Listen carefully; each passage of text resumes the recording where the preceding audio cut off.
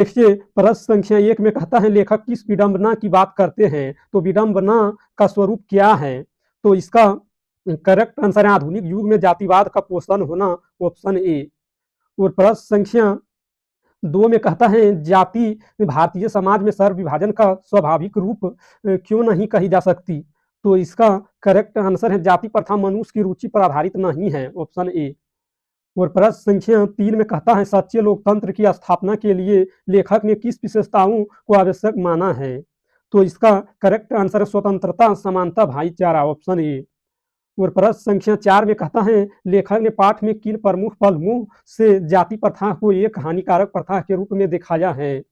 तो इसका correct answer है जाति प्रथा की अस्वाभाविकता और मानवीय कुशलता की कमी, ऑप्शन ए। और प्रश्न संख्या 5 में कहता है अम्बेडकर के अनुसार जाति प्रथा के पोषण उसके पक्ष में क्या तर्क देते हैं? तो इसका करेक्ट आंसर जाति प्रथा स्तर विभाजन का दूसरा रूप, ऑप्शन ए। और प्रश्न संख्या 6 में कहता है जातिवाद के पक्ष में दिए गए तर्कों पर लेखक की प्रमुख आपत्तियां क्या हैं? तो इसका करेक्ट आंसर है जाति प्रथा स्तर विभाजन के साथ साथ सार्वत्रिक विभाजन का भी रूप लिए हुए हैं, ऑप्शन ए। और प्रश्न संख्या 7 में कहता है लेखक ने सर्व विभाजन और जाति प्रथा में किस विचार को प्रमुखता दी है? तो इसका करेक्ट आंसर है जातिवाद का विरोध हो और असमानता, ऑप्शन सी। और प्रश्न संख्या 8 में कहता है सर्व विभाजन और जाति प्रथा पर लेखक का क्या दृष्टिकोण है? तो इसका करेक्ट आंसर है यह अस्वाभाविक रूप हानिकारक है, ऑप्शन बी। और प्रश्न संख्या 9 में कहता है जाति प्रथा का किस प्रकार का विभाजन लेखक ने बताया है? तो इसका करेक्ट आंसर है अस्वाभाविक और सार्वत्रिक, ऑप्शन सी। और प्रश्न संख्या 10 में कहता है जाति प्रथा द्वारा पेशों का निर्धारण किस आधार पर किया जाता है? तो इसका करेक्ट आंसर है सामाजिक स्थिति, ऑप्शन ए। और प्रश्न संख्या 11 में कहता है लेखक का जातिवाद के प्रति क्या विचार है? तो इसका करेक्ट आंसर यह सामाजिक असमानता और विषमता को बढ़ाता है, ऑप्शन बी। और प्रश्न संख्या 12 में कहता है लेखक का कहना है कि जाति प्रथा का क्या दोष है? तो इसका करेक्ट आंसर है यह पेशों को एक ही स्थान पर स्थिर कर देती है, ऑप्शन ए। और प्रश्न संख्या 13 में कहता है जाति प्रथा में पेशों का निर्धारण किस आधार पर होता है? तो इसका करेक्ट आंसर है सामाजिक स्थिति, ऑप्शन ए। और प्रश्न संख्या 14 में कहता है सच्चे लोकतंत्र की स्थापना के लिए क्या आवश्यक है? तो इसका करेक्ट आंसर है स्वतंत्रता और समानता, ऑप्शन बी। और प्रश्न संख्या 15 में कहता है लेखक के अनुसार जाति प्रथा का प्रभाव क्या होता है? तो इसका करेक्ट आंसर है यह लोगों को व्यवस्था से कार्य करने को मजबूर करती है, ऑप्शन सी। और प्रश्न संख्या 16 में कहता है लेखक की दृष्टि से जाति प्रथा में व्यक्तियों को कैसे पेशे में बांध दिया जाता है? तो इसका करेक्ट आंसर है माता पिता की सामाजिक स्थिति के आधार पर, ऑप्शन सी। और प्रश्न संख्या 17 में कहता है जाति प्रथा के तहत पेशे में बंधे व्यक्ति को क्या समस्या होती है? तो इसका करेक्ट आंसर है तकनीकी विकास की चुनौती, ऑप्शन सी। और प्रश्न संख्या 18 में कहता है लेखक ने सर्व विभाजन और जाति प्रथा में जाति प्रथा को किस रूप में प्रस्तुत किया है? तो इसका करेक्ट आंसर है एक हानिकारक प्रथा, ऑप्शन बी। और प्रश्न संख्या 19 में कहता है जातिवाद के पक्ष में कौन सा तर्क प्रस्तुत किया जाता है? तो इसका करेक्ट आंसर है जाति प्रथा कार्य कुशलता को बढ़ावा देती है, ऑप्शन ए। और प्रश्न संख्या 20 में कहता है लेखक के अनुसार जाति प्रथा में मनुष्य को क्या करना पड़ता है? तो इसका करेक्ट आंसर है सामाजिक स्थिति के अनुसार पेशा अपनाना, ऑप्शन सी। और प्रश्न संख्या 21 में कहता है जातिवाद के पक्ष में दिए गए तर्कों की क्या प्रमुख आपत्ति है?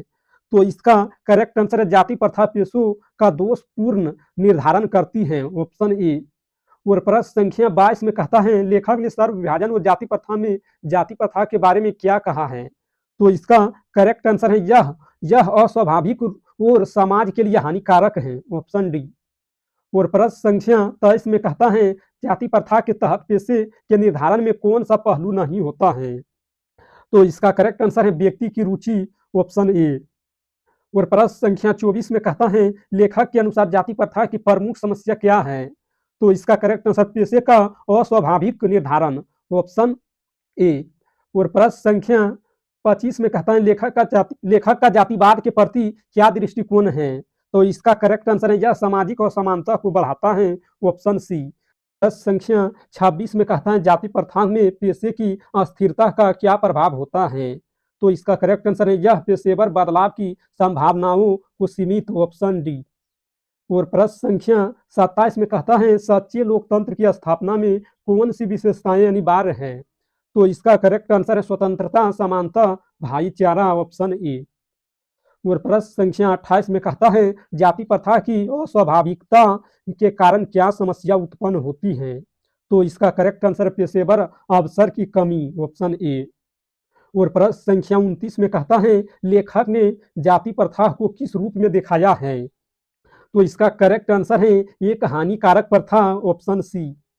और प्रश्न संख्या 30 में कहता है लेखक के अनुसार जाति प्रथा का क्या दोष है? तो इसका करेक्ट आंसर है यह पेशे का अस्वाभाविक निर्धारण करती है, ऑप्शन ए।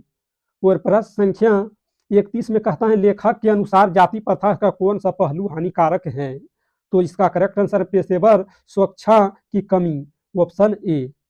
और प्रश्न संख्या 32 में कहता है जातिवाद के पक्ष में दिए गए तर्कों का मुख्य आधार क्या है? तो इसका करेक्ट आंसर है सर्व विभाजन का महत्व, ऑप्शन ए। और प्रश्न संख्या 33 में कहता है लेखक ने जाति प्रथा के बारे में क्या कहा है? तो इसका करेक्ट आंसर है समाज के लिए हानिकारक है, ऑप्शन सी। और प्रश्न संख्या 34 में कहता है जाति प्रथा के तहत पेशे की अस्थिरता का मुख्य दोष क्या है? तो इसका करेक्ट आंसर है यह पेशेवर विकास की बाधा डालती है, ऑप्शन ए। और प्रश्न संख्या 35 में कहता है लेखक के अनुसार जाति प्रथा का कौन सा पहलू अस्वाभाविक है? तो इसका करेक्ट आंसर पेशे का निर्धारण, ऑप्शन ए। और प्रश्न संख्या 36 में कहता है जाति प्रथा के तहत पेशेवर कुशलता की कमी किस कारण होती है? तो इसका करेक्ट आंसर है पेशे का अस्वाभाविक निर्धारण, ऑप्शन ए। और प्रश्न संख्या 37 में कहता है लेखक के अनुसार सच्चे लोकतंत्र की कौन सी विशेषताएं हैं? तो इसका करेक्ट आंसर है समानता, भाईचारा, स्वतंत्रता, ऑप्शन ए। और प्रश्न संख्या 38 में कहता है जाति प्रथा का मुख्य दोष क्या है? तो इसका करेक्ट आंसर है यह पेशे का अस्वाभाविक निर्धारण करती है, ऑप्शन ए। और प्रश्न संख्या 39 में कहता है लेखक ने जाति प्रथा की अस्वाभाविकता के बारे में क्या कहा है? तो इसका करेक्ट आंसर है यह पेशे के स्वाभाविक निर्धारण में बाधक है, ऑप्शन ए। और प्रश्न संख्या 40 में कहता है जातिवाद के पक्ष में कौन से तर्क दिए जाते हैं? तो इसका करेक्ट आंसर है सर्व विभाजन का महत्व, ऑप्शन ए। और प्रश्न संख्या 41 में कहता है लेखक के अनुसार जाति प्रथा की समस्या क्या है? तो इसका करेक्ट आंसर है यह पेशे को एक ही स्थान पर अस्थिर कर देती है, ऑप्शन ए। और प्रश्न संख्या 42 में कहता है लेखक ने जाति प्रथा को किस दृष्टिकोण से देखा है? तो इसका करेक्ट आंसर है हानिकारक प्रथा के रूप में, ऑप्शन ए। और प्रश्न संख्या 43 में कहता है जाति प्रथा के तहत पेशे का अस्वाभाविक निर्धारण क्या करता है? तो इसका करेक्ट आंसर पेशेवर अवसरों को सीमित करता है, ऑप्शन ए। और प्रश्न संख्या 44 में कहता है लेखक के अनुसार जाति प्रथा के क्या परिणाम होते हैं? तो इसका करेक्ट आंसर पेशे की अस्थिरता और पेशेवर विकास की कमी, ऑप्शन ए। और प्रश्न संख्या 45 में कहता है जातिवाद के पक्ष में दिए गए तर्कों में कौन सा प्रमुख है? तो इसका करेक्ट आंसर सर्व विभाजन का महत्व, ऑप्शन ए। और प्रश्न संख्या 46 में कहता है लेखक के अनुसार जाति प्रथा की अस्वाभाविकता क्या समस्या उत्पन्न करती है? तो इसका करेक्ट आंसर पेशेवर विकास की कमी, ऑप्शन ए। और प्रश्न संख्या 47 में कहता है लेखक ने जाति प्रथा के बारे में क्या कहा है? तो इसका करेक्ट आंसर है यह समाज के लिए हानिकारक है, ऑप्शन सी। और प्रश्न संख्या 48 में कहता है जाति प्रथा के तहत पेशे में बंधे व्यक्ति को कौन सी समस्या होती है? तो इसका करेक्ट आंसर पेशेवर विकास की बाधा, ऑप्शन सी। और प्रश्न संख्या 49 में कहता है लेखक के अनुसार जाति प्रथा के तहत क्या समस्या उत्पन्न होती है? तो इसका करेक्ट आंसर है पेशे की अस्थिरता और पेशेवर कुशलता की कमी, ऑप्शन ए। और प्रश्न संख्या 50 में कहता है जातिवाद के पक्ष में दिए गए तर्कों का मुख्य आधार क्या है? तो इसका करेक्ट आंसर है सर्व विभाजन का महत्व, ऑप्शन ए। अगर इस वीडियो पसंद आया तो लाइक करना और इस चैनल पर पहली बार है तो चैनल को सब्सक्राइब करना ताकि जब भी वीडियो डालेंगे तो उसका नोटिफिकेशन आप तक पहुंचेगा और आप सबसे पहले देख पाएंगे।